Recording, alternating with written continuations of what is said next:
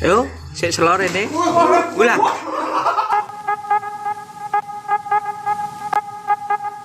Halo CS ku, berjumpa kembali dengan manusia Madesu di Easy Film. Gimana, masih sibuk berjibaku dengan hari-hari yang membosankan? Kalau gua sih jelas bosan, karena udah lama sekali nggak denger sound bertegangan tinggi. Moshing, bertemu CS di area moshpit. Kalau ibarat hidup, bagaikan penulis atau penyair tanpa rokok dan kopi. Wedas, edan. Kembali ke topik. Oke, film kali ini diangkat dari kisah nyata seorang remaja yang diremehkan hingga menjadi bintang rock and roll dunia. Saat karir mereka sedang menanjak, Cherry, sang vokalis, mengundurkan diri dari band karena kesalahpahaman. Oke CS-ku, sebelum kita mulai, seperti biasa, kita intro dulu guys. Sebat.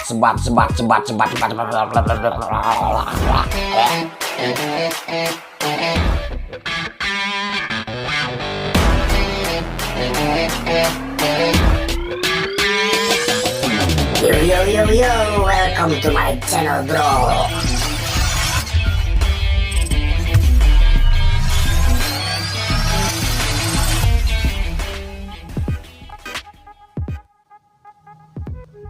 Scene dibuka dengan dua wanita yang sedang berlari menuju toilet dalam restoran. Mereka bernama Cherry dan kakaknya bernama Mandy, yang sedang membantu Cherry memasangkan pembalut karena Cherry baru pertama kalinya mendapatkan head. Setelah itu Cherry dan Mandy dijemput oleh pacarnya Mandy yang bernama Derek untuk mengantarnya pulang.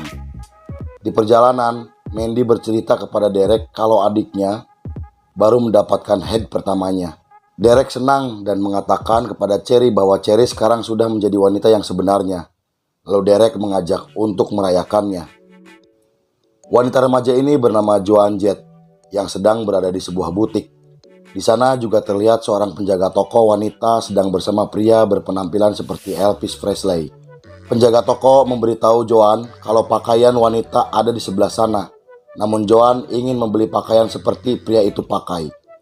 Setelah membeli dan memakainya, Joan langsung pergi dan bergegas menemui temannya yang sedang menunggu. Oh, dude. Who am I? Elvis. Di tempat lain, Cherry terlihat sedang memotong rambutnya dan merias wajahnya agar mirip seperti David Bowie untuk mengikuti kontes. Ketika Cherry tampil lip sync dengan berdandan seperti David Bowie, para penonton tak menyukai penampilannya.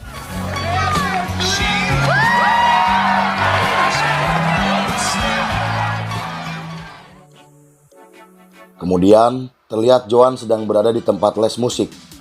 Gurunya sedang mengajari Joan lagu slow dan menyuruh Joan untuk mengikutinya.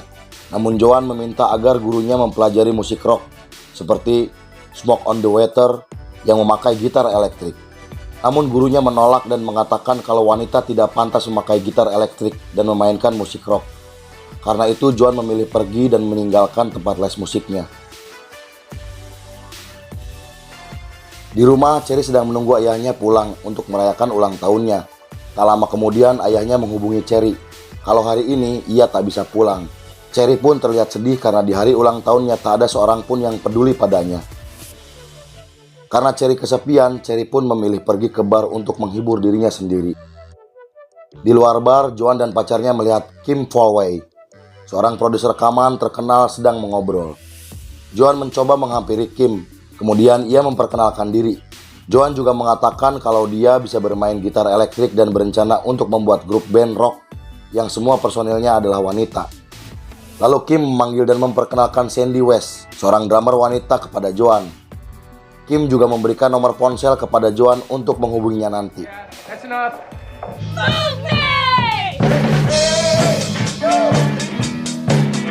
Keesokan harinya terlihat Joan dan Sandy sedang latihan di rumah Sandy. Joan lalu menghubungi Kim dan meminta Kim untuk mendengarkan mereka yang sedang berlatih. Tak lama kemudian, Kim pun datang ke rumah Sandy untuk melihat Joan dan Sandy sedang berlatih. Di sana Kim membuka majalah yang berada di rumah Sandy dan tak sengaja melihat gambar Cherry berpenampilan rock and roll yang berada di majalah tersebut. Kim merasa tertarik kepada Cherry karena Cherry seperti mempunyai daya jual untuk band yang sedang ia buat.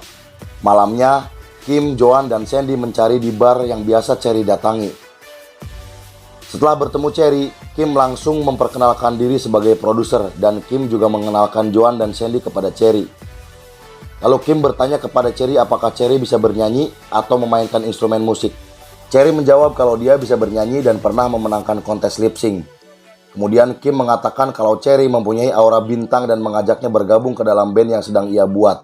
Lalu Kim meminta Cherry datang hari Sabtu untuk mengikuti audisi menjadi bagian dari band yang Kim buat. Keesokan harinya, Cherry pun datang untuk mengikuti audisi. Setelah proses yang panjang, akhirnya Cherry pun diterima dan terbentuklah band rock and roll bernama The Runway, yang semua personilnya wanita. Hello, Mom. I'm your Cherry Bomb. Hello, world. I'm your wild girl. I'm your... Setelah itu, Joan mengajak semua personil ke suatu tempat yang sering didatangi Joan. Setelah sampai, terlihat Joan dan Cherry semakin akrab dan saling bercerita tentang keluarganya masing-masing. Yeah, me and my sister. Yeah, me too. You know Colin? No, he just likes it. Di rumah, Cherry dan kakaknya sedang membicarakan tentang bandnya. Tak lama kemudian, ibunya datang bersama pacar barunya. Ibunya menemui Cherry dan Mandy untuk berniat mengajak mereka pindah ke Indonesia karena ibunya berencana menikah dengan pacar barunya dan pindah ke Indonesia untuk menetap di sana. Wolfgang and I are getting married, and he lives in Indonesia. Girls are welcome to come along. I've spoken to your father, and he said... Tapi Cherry menolaknya karena Cherry sangat benci dengan sikap ibunya yang meninggalkan ayahnya. Karena Cherry kesal, Cherry pun pergi meninggalkan ibunya dan memilih untuk tinggal bersama ayahnya. Cherry dan teman-teman bandnya sedang latihan, lalu Kim menyuruh 3 anak kecil untuk melempari mereka dengan kaleng minuman. Karena menurut Kim, itu yang membuat mental mereka menjadi kuat. Lalu terlihat di pesta yang diadakan di rumah temannya Kim, Cherry dan bandnya sedang tampil. Dan Kim terlihat sedang menghubungi temannya seorang promotor untuk memberitahukan kalau dia berhasil membuat band rock and roll yang semuanya anggotanya wanita. Tak lama polisi pun datang untuk membubarkan acara tersebut. Semua yang berada di pesta itu langsung berhamburan keluar dan lari untuk menyelamatkan diri termasuk Kim. Di saat mereka berlari, Kim memberitahu Joan kalau mereka akan tur konser di luar kota. Sebelum berangkat untuk melakukan tur konser pertamanya, terlihat Cherry sedang berkemas dan berpamitan kepada kakaknya. Lalu Cherry juga menemui bibinya untuk berpamitan. Cherry berjanji kepada bibinya kalau dia akan selalu mengabarinya. Bibinya mengatakan kepada Cherry kalau semalam ayahnya tak pulang. Ketika di luar, Cherry dan kakaknya menemukan ayahnya yang sedang pingsan karena terlalu banyak meminum alkohol. Cherry lalu membantu ayahnya untuk masuk ke dalam rumah. Karena teman-teman Cherry sudah menunggu, kakaknya pun menyuruh Cherry pergi menemui teman-temannya dan berangkat untuk melakukan tur.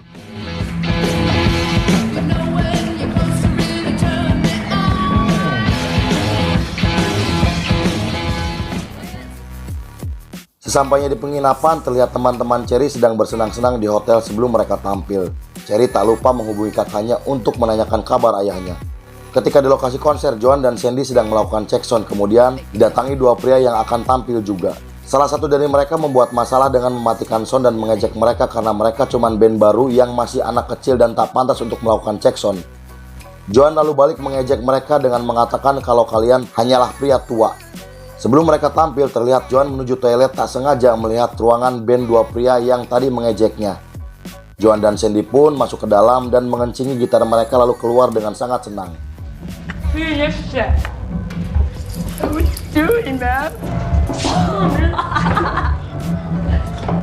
Ketika mereka sebelum naik panggung, Cherry memberi narkoboy kepada Joan dan Sandy agar mereka lebih percaya diri di atas panggung.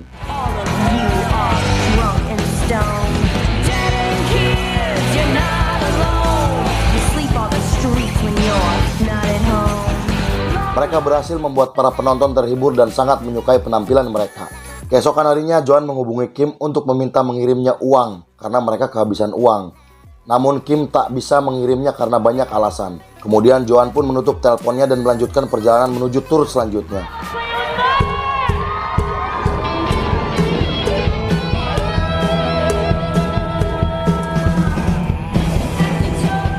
Di penampilan selanjutnya, penonton yang datang sangat ramai, ingin menyaksikan The Runway tampil, lalu mereka berhasil menghibur kembali para penonton dengan penampilannya. Pagi harinya, Joan mengatakan kepada Cherry kalau Joan dihubungi oleh Mercury Record dan menginginkan The Runway untuk masuk ke dalam labelnya. Kemudian terlihat Kim dan The Runway sedang berada di kantor Mercury Record. The Runaways have the most chance of any group I've seen to do what the Beatles did. Setelah bergabung dengan Mercury Records, nama The Runway langsung melejit dan sangat terkenal. Lalu melakukan banyak konser-konser besar dan mempunyai banyak penggemar. Di rumah, Cherry dan Mandy sedang membicarakan tur selanjutnya ke Jepang. Mandy yang ingin ikut ke Jepang mau menjadi penata rias wajah Cherry sebelum tampil. Namun Cherry menolak karena alasan personil lain juga tidak membawa keluarganya saat tur. Di tempat latihan, Cherry merasa lelah dan bosan. Tapi Kim malah memarahinya dan mengatakan kalau ia tak diizinkan untuk bosan.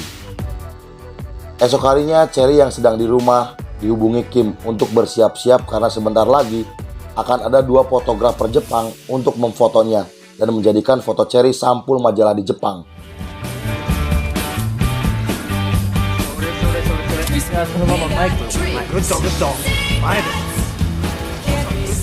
Singkat cerita, Cherry dan Joan sedang berada di pesawat menuju Jepang.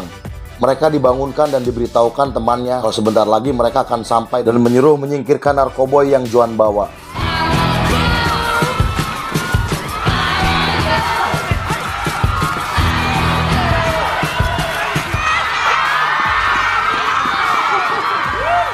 Di hotel, Joan menghubungi Kim kalau mereka sudah sampai dan mempunyai banyak penggemar di Jepang. Setelah itu, Cherry dan teman-temannya diundang oleh presenter terkenal di restoran Jepang untuk merayakan kesuksesan mereka dan diwawancarai untuk pertunjukan TV pertama yang ditonton oleh 1 juta orang Jepang. Kembali ke hotel, Cherry ditelepon oleh kakaknya dan mengabarkan kalau ayahnya sedang sakit. Lalu ia meminta Cherry untuk segera pulang, namun Cherry mengatakan kalau ia tak punya rumah dan mengabaikan telepon dari kakaknya.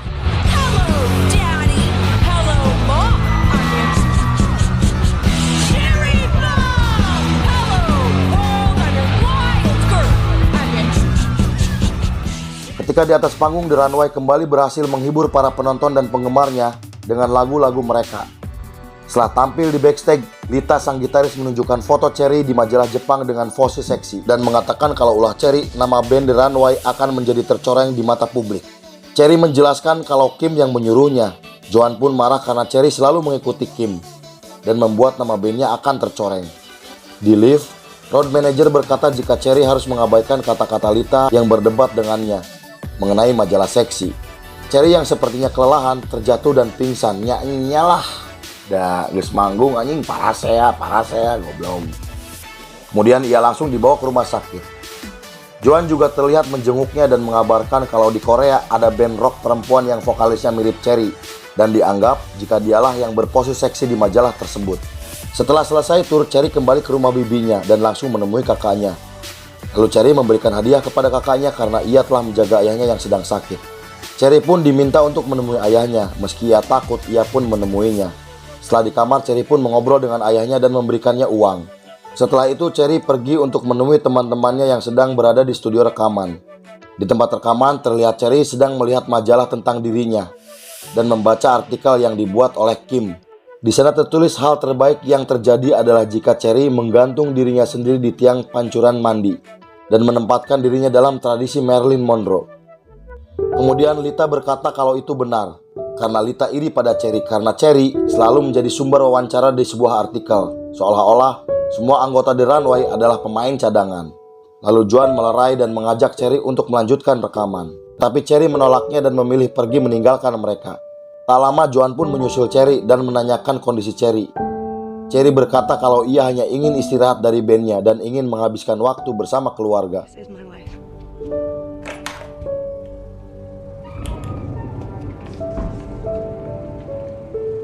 Beberapa bulan kemudian, Kim diwawancari dan Kim mengatakan jika The Runway adalah band project yang gagal. Tetapi ia tak menyesal karena ialah yang akan menjadi legend. Di tempat lain, Joan terlihat mabuk bersama teman-temannya. Salah satu dari temannya mengatakan bahwa Cherry sekarang sedang sibuk menjadi artis film. Kemudian di rumah Joan, ia tiba-tiba memiliki ide untuk kembali menciptakan lagu. Lalu ia pun terlihat memainkan gitar. Beberapa tahun kemudian, kini Cherry sudah bekerja di sebuah toko. Ia tak sengaja mendengarkan radio yang ternyata itu adalah Joan yang sedang diwawancarai mengenai lagu barunya. Lalu Cherry menghubungi radio tersebut. I just wanted to say hi. Pemilik toko pun meminta Cherry untuk kembali bekerja. Kemudian ia pun menutup telepon dan kembali bekerja. Lalu film pun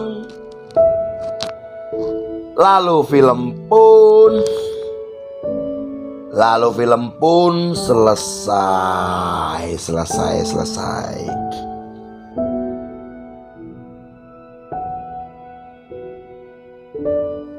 Di akhir film diceritakan Cherry menjadi pemeran pembantu di film Foxes dan berhasil membuat album solo dengan kakaknya Mandy.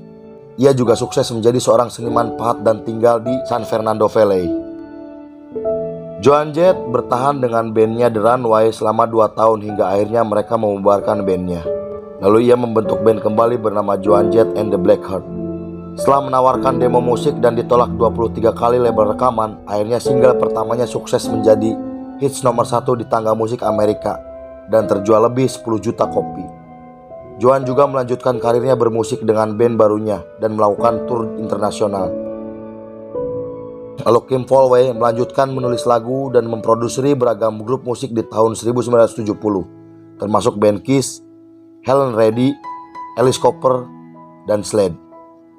Oke CS-ku, terima kasih sudah menonton film ini hingga selesai. Sehat selalu buat kalian. Saya beserta jajaran Berandal Malam pamit undur diri. Sampai jumpa di film berikutnya. Anjing, menurut aing ki keren anjing. Beki aing ya, beki ya film. Beki pisan. Oke nun. Wassalam.